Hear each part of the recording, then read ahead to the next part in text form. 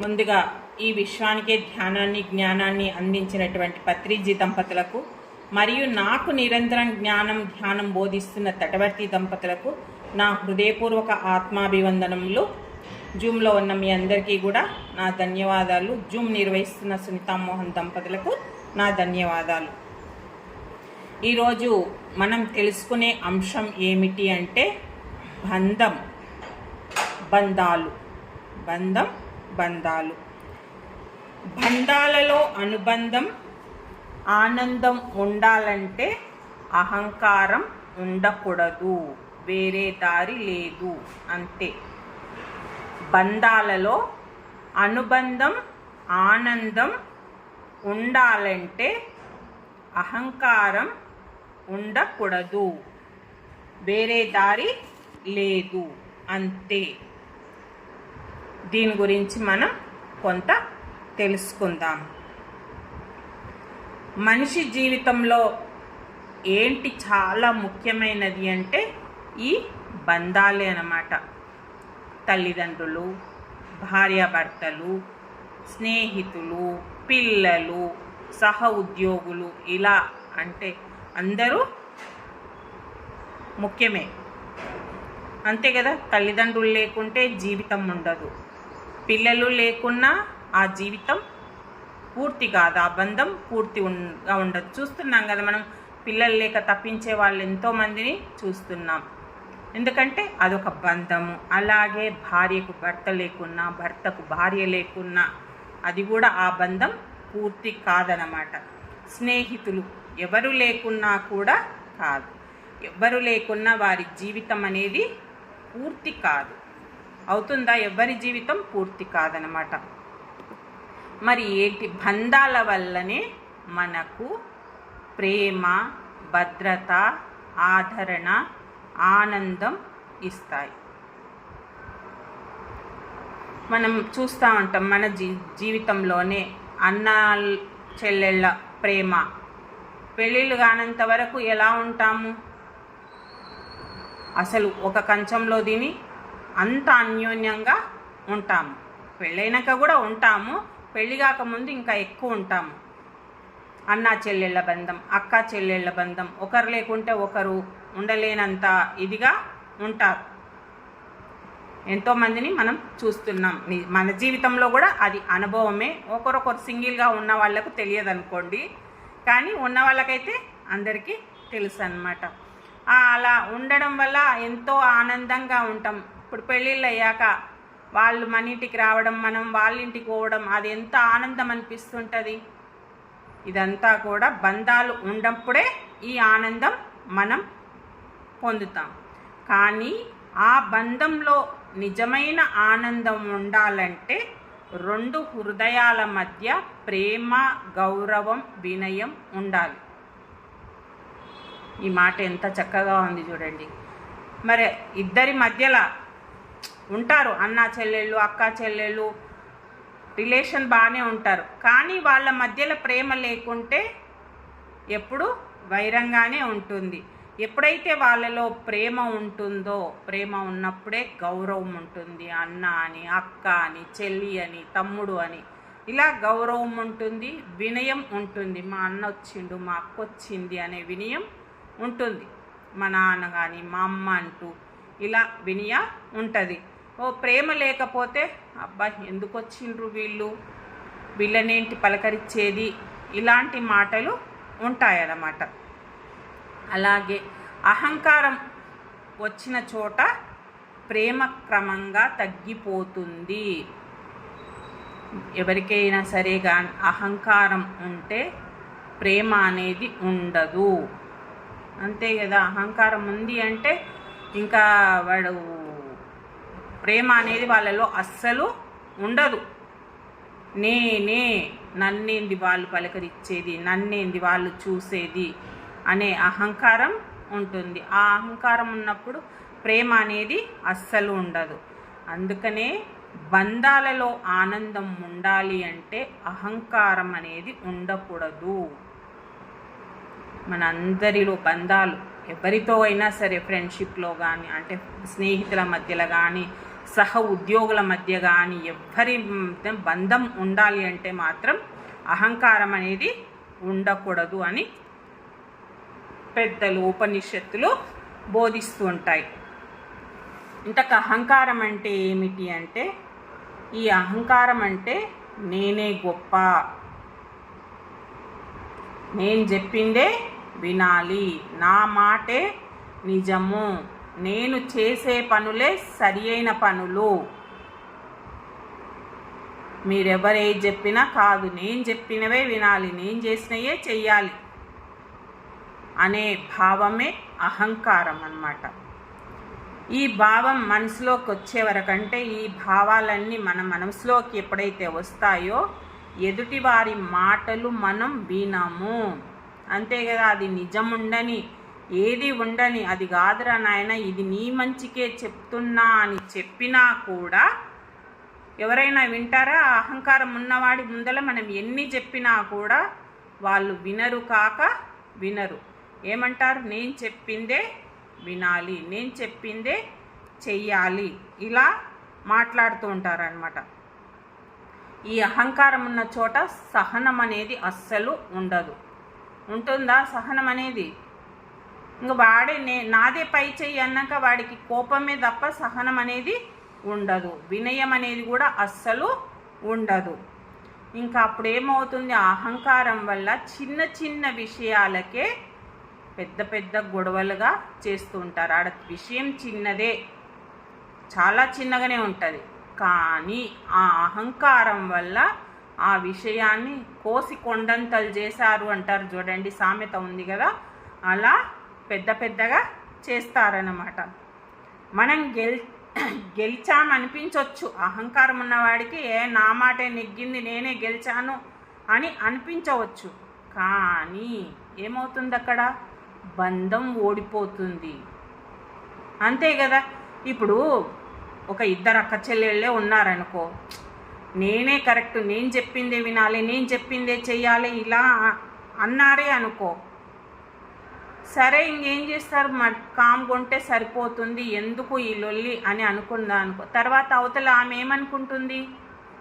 ఇక నాకెందుకు ఈమెతో,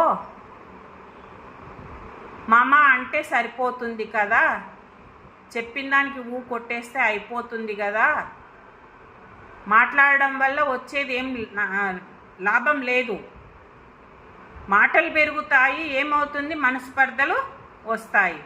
దాని బదులు అన్నామనుకో అయిపోతుంది. కానీ వాళ్ళ ఇద్దరి మధ్యలో మొదట ఉన్న బంధం ఉంటుందా? ఏదైనా పంచుకోగలుగుతారా? ఏది షేర్ చేసుకోలేరు. ఎందుకు? ఆమెదే కరెక్ట్ అంటది, ఆమెదే పై చెయ్యి అంటది, నేను చెప్పుకోవడం వేస్ట్, అవసరమా? ఏదో ఆమె చెప్పిన దానికి కొట్టేస్తే అయిపోతుందిలే అనే కాడికి వస్తుంది అన్నమాట. ఈ బంధం గురించి మనం ఒక చిన్న ఉపమానం తెలుసుకుందాం. ఈ బంధం అనేది ఒక మొక్క లాంటిది, చిన్న మొక్క, చెట్టు. దానికి ప్రేమ అనే నీరు పోస్తే, బంధం కనుక ఒక మొక్క అయితే దానికి ప్రేమ అనే నీరు పోస్తే అది పెరుగుతుంది. దానికి మళ్ళీ ఏం చేయాలి? గౌరవం అనే ఎరువు పెడితే ఇంకా బలంగా పెరుగుతుంది. మనం ఒక మొక్క పెరగాలంటే ఏమేమి వేస్తాం? నీళ్ళు పోస్తాం, ఎరువేస్తాం, మంచి మట్టి అన్నీ పెడుతుంటాం కదా. ఇక్కడ బంధం అనే మొక్కకి ప్రేమ అనే నీరు, గౌరవం అనే ఎరువు పెడితే బలంగా పెరుగుతుంది. కానీ అహంకారం అనే పురుగు పడితే ఆ మొక్క నెమ్మదిగా ఎండిపోతుంది. చెట్టుకు పురుగు పడితే ఏమవుతుంది? ఎండిపోతుంది, అది లోపల తినేస్తూ ఉంటుంది.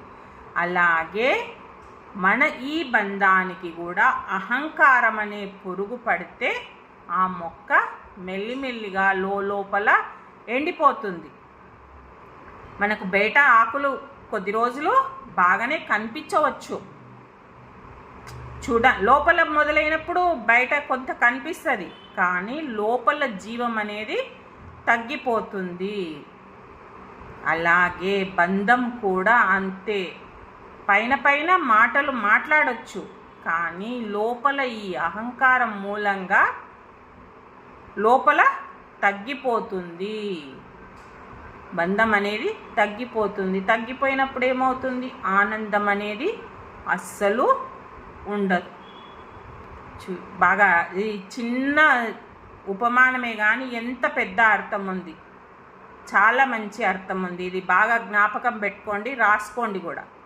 ఎందుకంటే ఎక్కడైనా మనం బంధం గురించి చెప్పాలంటే ఈ ఒక్క ముక్క చెప్తే అందరికీ ఈజీగా అర్థమవుతుంది. అలాగే ఒక భార్యాభర్తలు ఉన్నారనుకోండి, కానీ వాళ్ళు ఏంటి, ఏదో ఒకరోజు ఒక చిన్న విషయం పైన వాదన జరిగిందనుకోండి. వస్తుంటాయి, మామూలుగా అందరికీ వస్తుంటాయి, ప్రతి ఇంట్లో ఇది సహజమే. ఆ వాదన వచ్చినప్పుడు ఎలా ఉండాలి? భర్త అయినా సరే, భార్య అయినా సరే కొంచెం ఒకరు తగ్గాలి. తగ్గకుండా నేను చేసిందే కరెక్టు, నువ్వు చేసింది తప్పు అని చెప్పారే అనుకోండి. అలా చెప్పినప్పుడు కొంచెం సరే నువ్వు చేసిందే కరెక్ట్లే అని ఊరుకుంటే సరిపోతుంది. అలా కాకుండా అహంకారంతో నేను చేసిందే కరెక్ట్ అంటే ఏమవుతుంది? అక్కడ ఎంతో గొడవ మారుతుంది. ఆ చిన్న చిన్న విషయం ఏమవుతుంది? ఒక్కొక్కళ్ళది కోర్టు వరకు కూడా వెళుతున్నాయి, విడాకుల వరకు వెళ్తుంది. చిన్న సమస్యను తీసుకొని సరి అయిన అవగాహన లేక కొద్దిగా మనం ఓర్చుకుంటే సరిపోతుంది.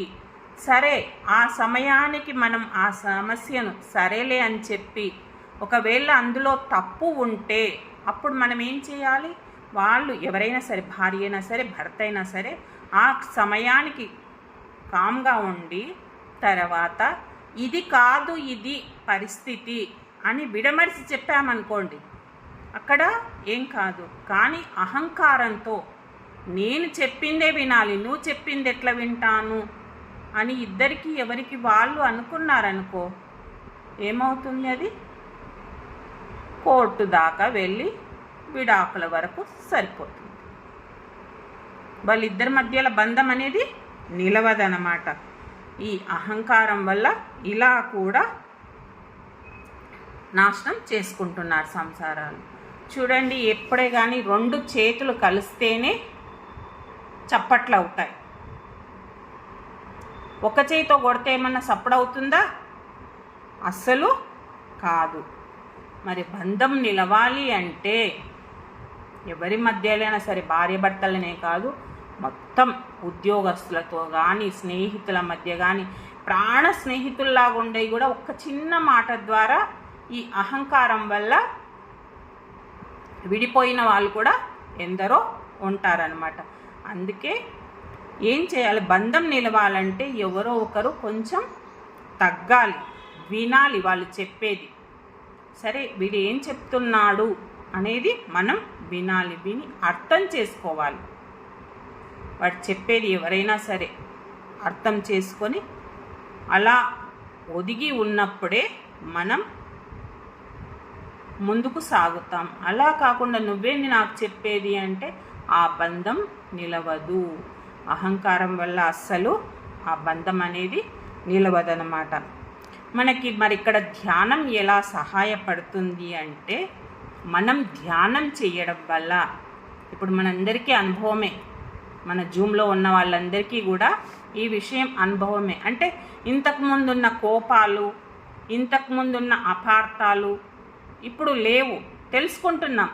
సరే, వాడు కూడా ఆత్మనే, వాళ్ళేం తక్కువ వాళ్ళు కాదు, నేనేమి గొప్ప వాళ్ళం కాదు అనే విషయం ఇప్పుడు మనకు అర్థమవుతుంది. ఈ ధ్యాన మార్గంలోకి రాకముందు, ఈ జూమ్లో జాయిన్ కాకముందు మనకి ఇవేవి తెలియవు. ఎవరని చెప్పిందైనా నేను చెప్పిందే కరెక్ట్, ఆడ తప్పుండని అది మనకు తెలుసు, తప్పు అని కూడా తెలిసినా కూడా మన అహంకారంతోనే మనము మేమే గొప్ప అని అనేవాళ్ళం. ఇప్పుడేం తెలుసుకుంటున్నాం? అందరము ఆత్మలమే, నేను గొప్పవా కాదు, ఎదుటివాడు తక్కువవాడు కాదు, అందరూ సమానమే. అందరిలో ఉన్నది ఏంటి? ఒకటే చైతన్యం. అందరము ఆ చైతన్యం నుంచి వచ్చిన వాళ్ళమే. ఎవరమేమి గాలికి వచ్చిన వాళ్ళం కాదు, అందరము ఒకే మూల చైతన్యం నుంచి, ఒకే పరమాత్మ నుంచి వచ్చిన వాళ్ళం. ఎప్పుడైతే మనకు ఈ అవగాహన వస్తుందో అప్పుడు ఈ అహంకారం అనేది సహజంగానే తగ్గిపోతుంది, తెలిసిపోతుంది. అందరం ఒకటే దగ్గర నుంచి వచ్చినప్పుడు, అందరం అక్కా చెల్లెళ్ళమే అయినప్పుడు, అన్నదమ్ముళ్ళమే అయినప్పుడు ఇంకా మన అహంకారం ఎడికెళ్ళొస్తుంది? రాదు. అది మెల్లిమెల్లిగా తగ్గిపోతుంది. ఇతరులపైన మనం గెలవాలి అనే అది కూడా పోతుంది అన్నమాట. ఇంకా ఏం చేస్తాం? అర్థం చేసుకోవడానికి ప్రయత్నిస్తుంటాం ప్రతి ఒక్కళ్ళను కూడా. ఇప్పుడు అంతవరకు మనకు అహంకారంతో ఉన్న, ఎప్పుడైతే ఈ ధ్యాన మార్గంలోకి వచ్చి ఇది తెలుసుకున్నామో అప్పుడు అర్థం చేసుకొని మనం జీవించే ప్రయత్నం చేస్తాం. కాబట్టి ఏంటి? బంధాలలో ఆనందం ఉండాలంటే మనం ఒక చిన్న నిర్ణయం తీసుకోవాలి. నేను గెలవడం కంటే బంధం గెలవాలి. ఇది ముఖ్యం మనం అనుకోవాల్సింది. నేను గెలవడం కాదు. ఇప్పుడు మాటలు అనుకుంటుంటారు, ఆ మాటల్లో నేనే గెలవాలి అని అనుకుంటాం కదా, అలా కాదు. ఆ మాటల వల్ల వచ్చేదేం లేదు. మా ఇద్దరి బంధం ఉండాలి అనేది మనం అనుకోవాలన్నమాట.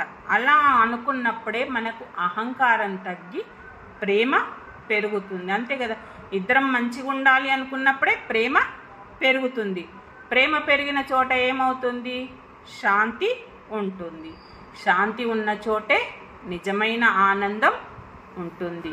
బంధం పెరగాలి అంటే ఇవన్నీ మనం మొట్టమొదట మనకి అహంకారం అనేది ఉండకూడదు. మన బంధం ఎప్పుడైతే శాశ్వతంగా ఉండాలి అనుకుంటామో అప్పుడు మనం అహంకారాన్ని దూరం చేసుకోవాలి. దూరం చేసుకున్నప్పుడే శాంతి, ప్రేమ, ఆనందం ఇవన్నీ లభిస్తాయి. ఓకే ఫ్రెండ్స్, మీ విలువైన సమయాన్ని ఇచ్చినందుకు మీ అందరికీ ధన్యవాదాలు. Thank you.